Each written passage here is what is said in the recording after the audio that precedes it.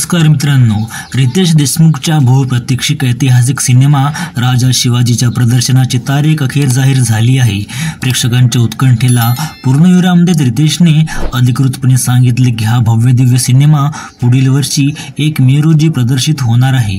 याच सोबत रितेशने सिनेमाचं दमदार मोशन पोस्टर शेअर करत ही महत्त्वाची घोषणा केली। हा सिनेमा केवळ मराठीतच नव्हे तर हिंदी, तमिळ, तेलुगू, कन्नड आणि मल्याळम या 6 भाषांमध्ये जगभरातील प्रेक्षकांना पाहायला मिळणार आहे।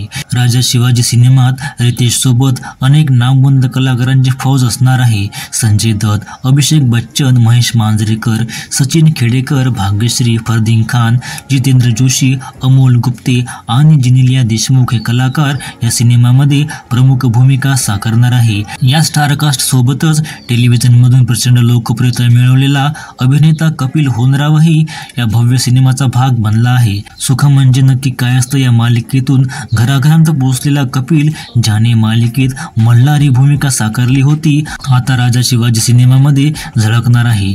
तुम्ही या सिनेमासाठी उत्सुक आहात का? कमेंटमध्ये नक्की कळवा।